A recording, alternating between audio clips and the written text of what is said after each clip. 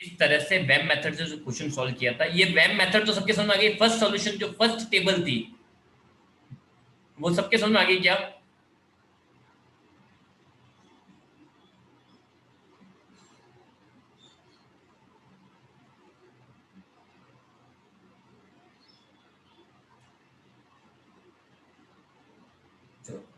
Second table वापस से शुरू से पूरी ढंग से बनवा रहा हूँ, ठीक है। पुराने वाले सारे मिटा के बस पूरी टेबल अच्छे से बनवा रहा हूँ।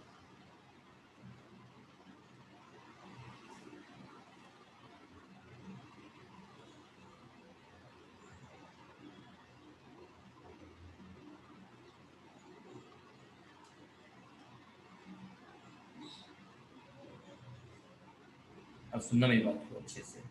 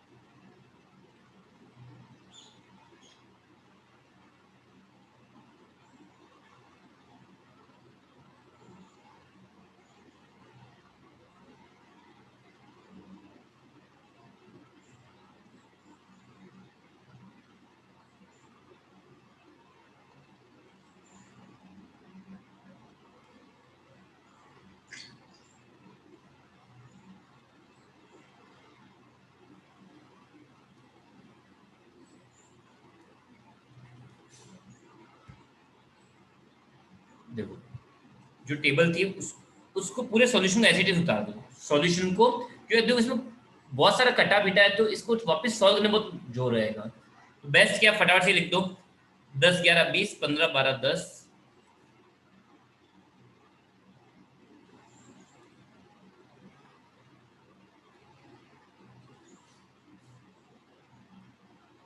17 9 16।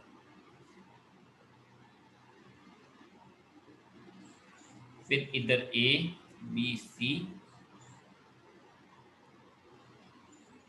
और फिर जो अलोकेशन थे वो एज इट इज लिख दो। अलोकेशन क्या क्या थे? 10 पर 8, 10 पर 8, 20 पर 2, तो ये 10 पर 8, 20 पर 2,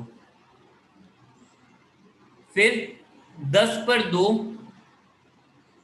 ये 10 पर 2, फिर 9 पर 5 और 16 पर 3। हमारा टारगेट क्या है? हमारा टारगेट है जो कॉस्ट है ना वो मिनिमम होनी चाहिए।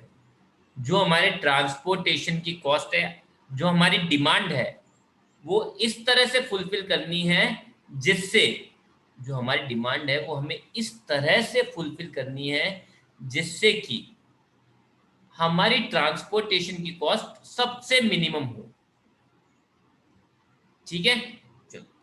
तो अब हमने क्या पॉइंट लिखे थे, उन स्टेप्स को फॉलो करते हैं अच्छे से। Make a fresh table, put the allocation as it is. ठीक है, आपको नई टेबल बनानी है और अलोकेशन को एज इट इज लिखना है। ठीक है, हमने कर चुके हैं। चेक नंबर ऑफ अलोकेशन, कैसे? Number of column plus number of raw minus 1। तो देखो,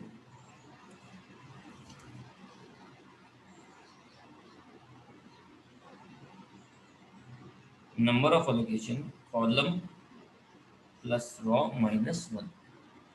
number of column, number of column कितने हैं? 3, प्लस नंबर ऑफ रॉ कितनी है?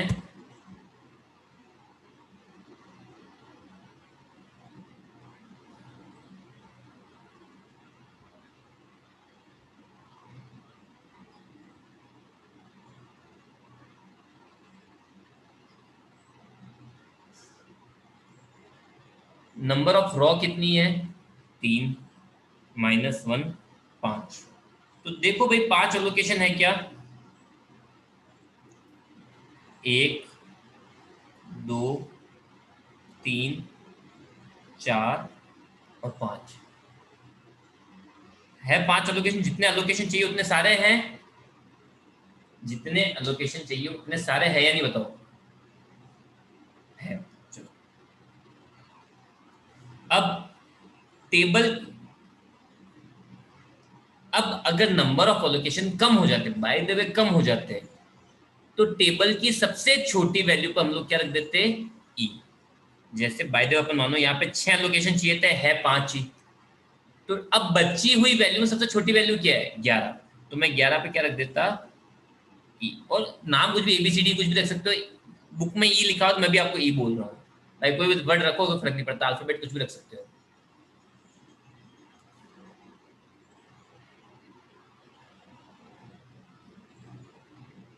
इसके बाद में एक साइड में डी आई और दूसरी साइड में डी जे नाम के 2 कॉलम बनाने हैं। एक साइड तो डी आई और दूसरी side D J.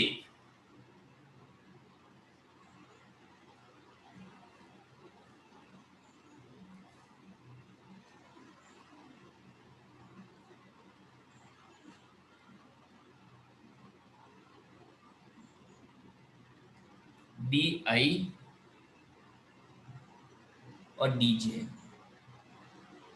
First D I की वैल्यू क्या होती है, 0।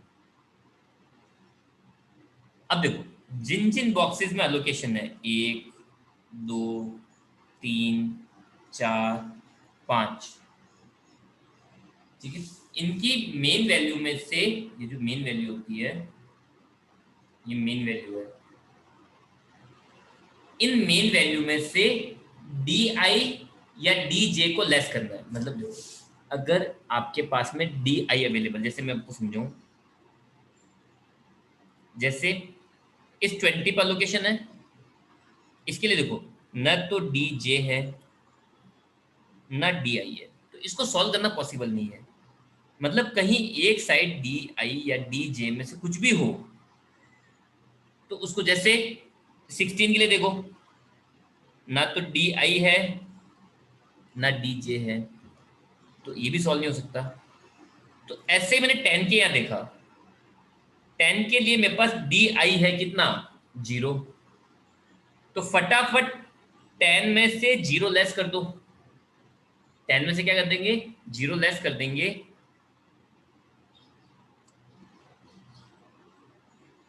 10 माइन, और आंसर का लिखेंगे। अब जब आपने डी आई लेस किया ना, तो आंसर आएगा डीजे में, और अगर डीजे लेस किया तो आंसर का आएगा डी आई में। तो भाई 10, 10 माइनस डी आई 0, तो आंसर क्या आया, 10। अब देखो 9 के लिए ना इधर कोई वैल्यू है ना इधर कोई वैल्यू है, ये सॉल्व नहीं हो सकता। अब कौन सा कॉलम सॉल्व हो सकता है, मतलब कौन सा बॉक्स सॉल्व हो सकता है, कौन सा बॉक्स सॉल्व कर सकते हैं हम लोग,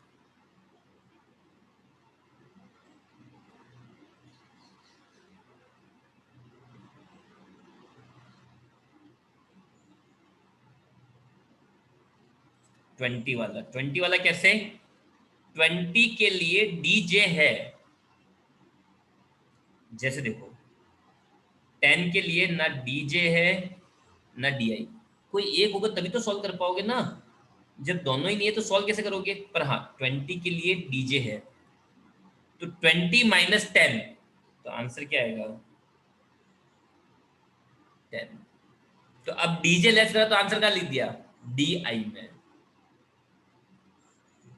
आया समझ में। अब कौन कौन से बॉक्स सॉल्व हो सकते हैं, ये भी सॉल्व हो सकता है, ये भी सॉल्व हो सकता है, क्यों, दोनों के लिए अवेलेबल है चीज। अब ठीक है, तो 10 माइनस 10, 0 क्या लिखेंगे, डीजे में। फिर 16 माइनस 10 कितने, 6, कहाँ लिखेंगे, डीजे में। मतलब अगर मैं डी आई लेस कर रहा हूं तो आंसर का लिखना होगा डीजे के अंदर। ठीक है, इसके बाद में अब 9, 9 माइनस 6, 3, डीजे लेस करा तो आंसर का लिख दूंगा डी आई। आई बात समझ में? कुछ कुछ पल्ले पड़ा। तो अब मैं वापस पूछ रहा हूँ, जिसके समझ में नहीं आया वो एक बार मुझे बोल दो, नहीं समझ में आया वापस करा दूंगा मैं।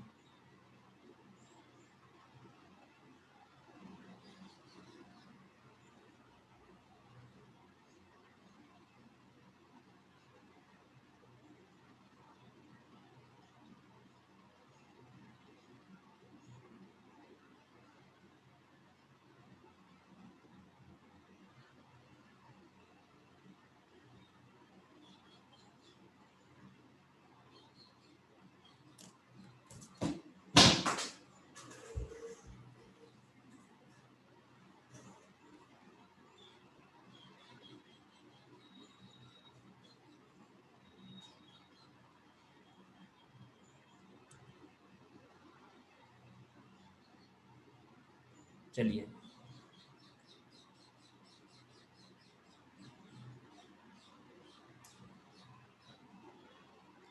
ठीक है। अब इस चैप्टर का लास्ट एंड फाइनल स्टेप, बस फिर चैप्टर फिनिश। पता है इस चैप्टर में सबसे अच्छी बात क्या है? आपको पता चल जाएगा कि आपने क्वेश्चन सॉल्व किया है या मतलब क्वेश्चन सही किया है या गलत किया है। वो कैसे पता चलेगा, समझ लो।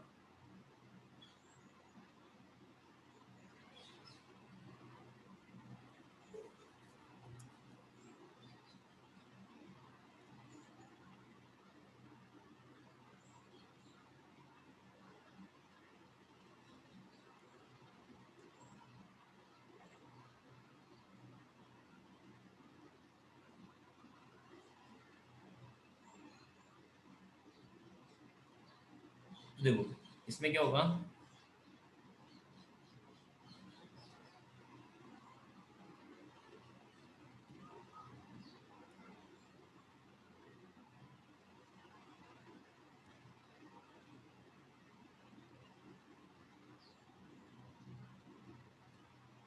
For each box calculate, calculate क्या करना है,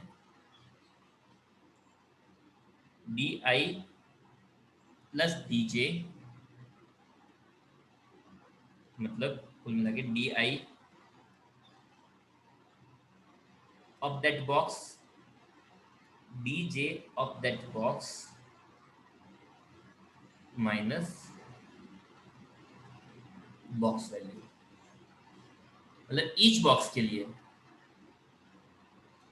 पर एक छोटी सी ट्रिक है,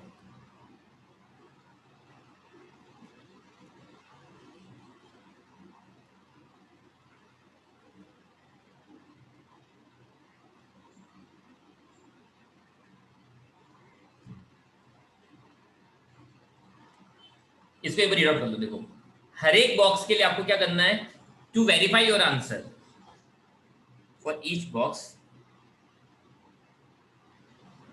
to verify your allocation calculate. आपने जो आपने जो अलोकेशन लिखे हैं वो परफेक्ट है या नहीं है, उसके लिए ट्रिक क्या है, ट्रिक ये है कि आपको उस बॉक्स के डीआई और डीजे को ऐड करना है और बॉक्स की वैल्यू को लेस करनी है। ट्रिक ये है कि जरूरी नहीं सब में करो, अलोकेशन वाले बॉक्स में अल्टीमेटली आंसर 0 आएगा। Let me check, last and final step है, इसके बाद कोई स्टेप नहीं है, कुछ भी नहीं फिर आपके। तो देखो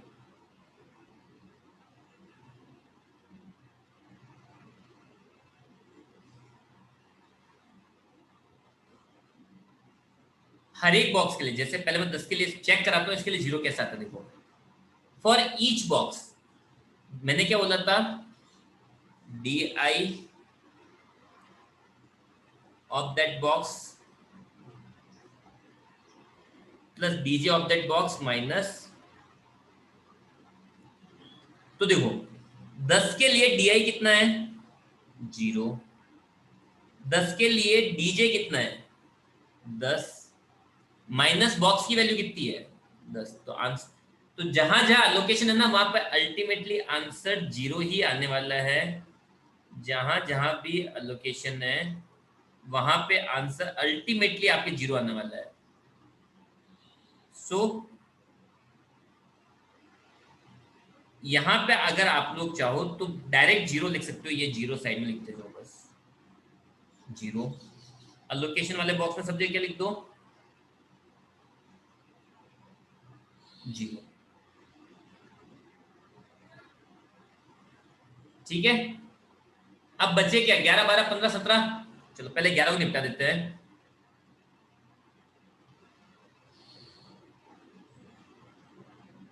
11 के लिए, सॉरी 11 के लिए डी आई कितना है? 11 के लिए डी आई कितना है? 3 प्लस डी जे कितना है? 10। 11 के लिए डी आई कितना है? 3 plus D J 10 minus box value 11। तो आंसर क्या आ रहा है? प्लस के 2। तो आपको यहाँ पे प्लस के 2 भी लिखना है, यहाँ पे बस इतना लिख दो प्लस, बस खत्म। अगर हाँ है, अगर समझ में आया तो एक बार 15 सॉल्व करके बताओ मुझे 15 के लिए क्या वैल्यू आएगी?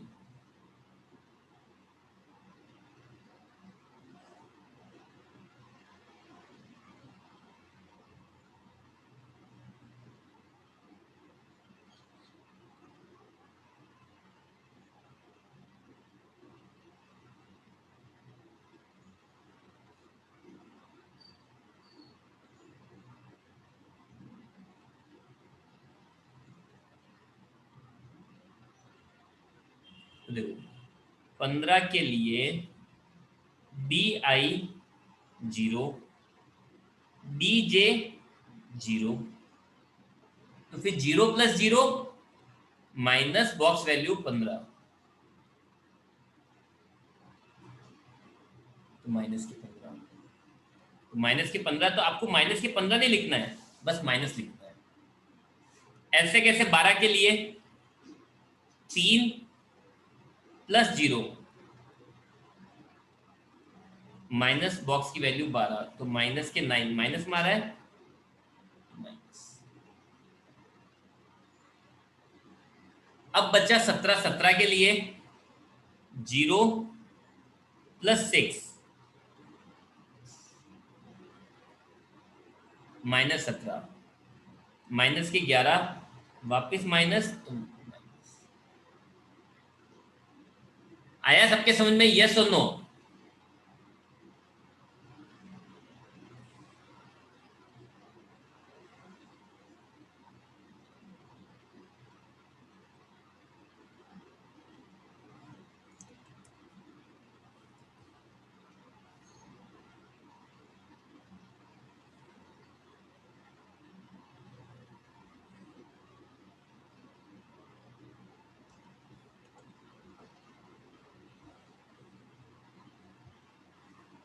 चलो अब क्या सीन है, ये सब क्या करा हमने? मैंने आपको बोला आंसर वेरीफाई हो जाएगा, वेरीफाई कैसे होता है समझना।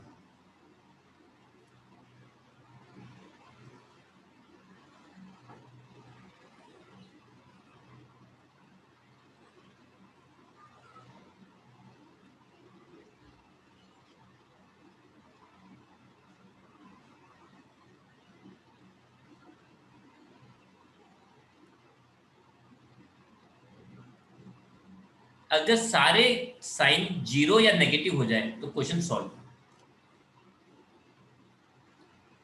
यहाँ पे सारे साइन 0 या नेगेटिव है क्या? क्या टेबल में एक भी पॉजिटिव साइन नहीं है?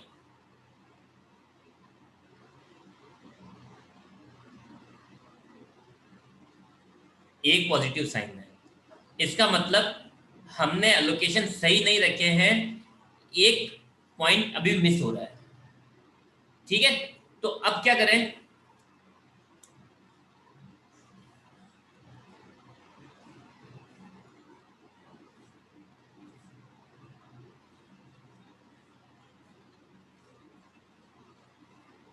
अब अगर प्लस का साइन आ जाए तो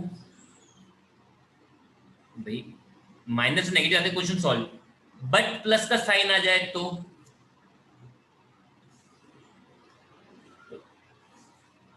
इन दैट केस अगर प्लस का साइन आ जाए तो आपको क्या करना है, प्लस वाले बॉक्स में से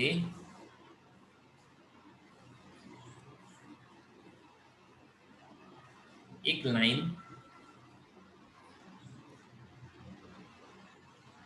स्टार्ट करेंगे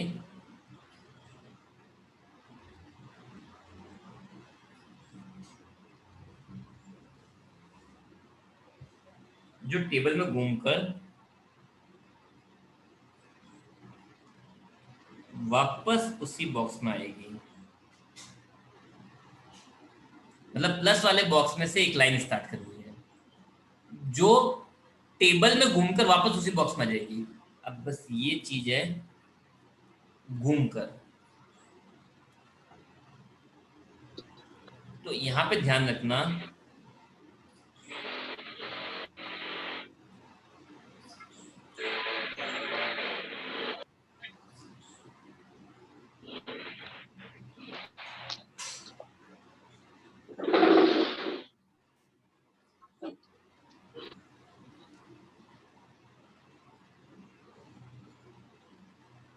देखो, प्लस वाले बॉक्स में से एक लाइन स्टार्ट करनी है जो टेबल में घूमकर वापस उसी बॉक्स में आएगी, बट लाइन ओनली अलोकेशन वाले बॉक्स में घूम सकती है। जैसे समझना इस चीज को, अब समझना। मैंने क्या करा, प्लस वाले बॉक्स में से एक लाइन स्टार्ट करी, ठीक है, नीचे की साइड में, ये ठीक है, प्लस वाले बॉक्स से एक लाइन स्टार्ट करी, तो ये लाइन है ना केवल अलोकेशन वाले बॉक्स में घूम सकती है। इस बॉक्स में अलोकेशन है क्या, इस बॉक्स में अलोकेशन है क्या,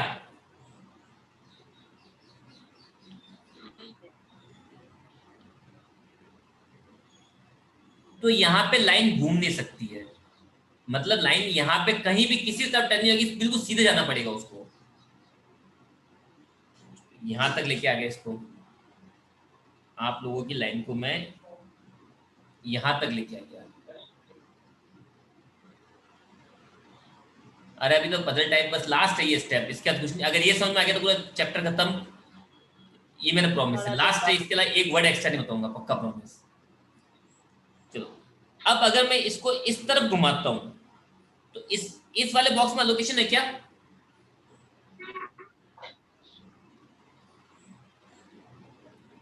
नहीं है, तो यहां पे ये घूम नहीं पाएगी। तो मैं क्या करूंगा,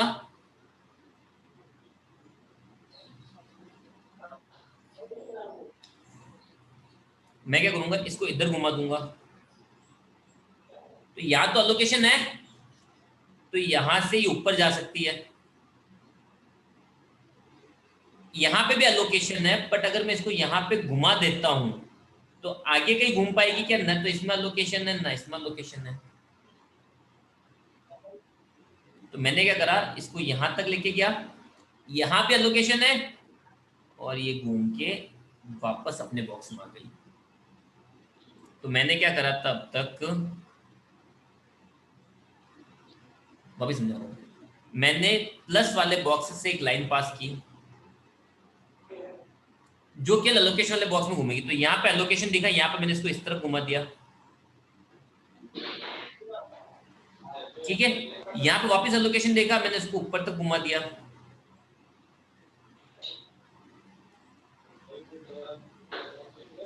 फिर यहाँ से वापस लोकेशन देखा, और जो हमारा मोटिव था घूमकर वापस अपने ही बॉक्स में आ गई। लाइन कैसे घुमाई थी हमने, देखो पहला क्वेश्चन है, दो तीन क्वेश्चन लगेंगे प्रो होने में। इतना समझो कि कुछ तो समझ, मतलब अब मैं ये बोलता हूँ 25% तो समझ में आया, ज्यादा नहीं 25% तो समझ में आया।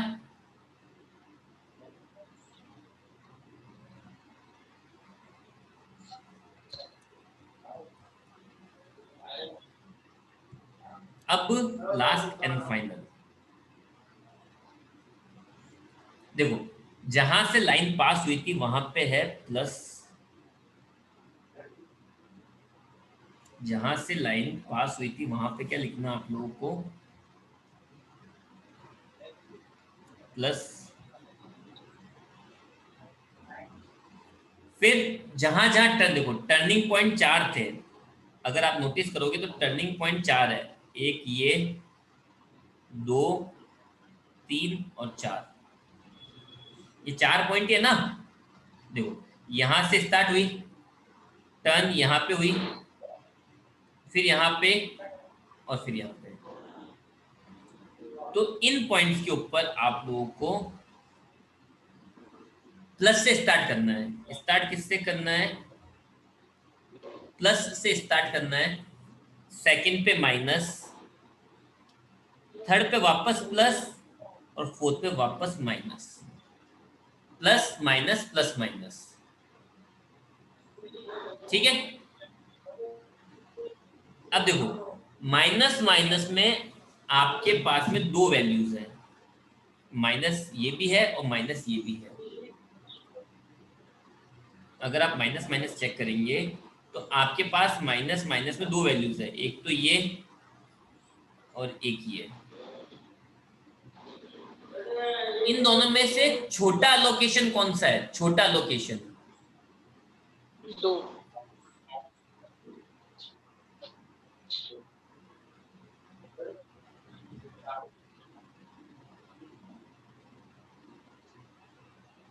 जो मैंने क्या करा आपको सुनना, मैंने प्लस वाले बॉक्स से स्टार्ट कर, तो मेन वाले बॉक्स से स्टार्ट करा और वहां पे लिख दिया प्लस, ठीक है। फिर जहां पर अगला टर्न था वहां लिख दिया माइनस, फिर जहां अगला टर्न था वहां लिख दिया प्लस, और जहां पे अगला टर्न था वहां लिख दिया minus. Plus minus plus minus. अब माइनस माइनस के दो बॉक्स आए मेरे पास, एक ये और एक ये। तो इन दोनों में से जो कम होगा, तो भाई 5 और 2, 2 कम है, तो मैं सब जगह लिख दूंगा 2, 2, 2,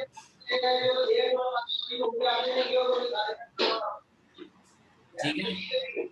यहां तक की चीज यहाँ लिख दूंगा। अब इसके बाद की चीज हम समझते हैं अगले एपिसोड में, ठीक है। हो गया वैसे, क्वेश्चन खत्म हो गया वैसे, तो यहाँ तक समझ आ गया तो क्वेश्चन खत्म है, कुछ इतना खास बचा नहीं है। तो अगली चीज अगले एपिसोड में, तब तक के लिए आप जीएसटी ज्वाइन कीजिए। Good bye.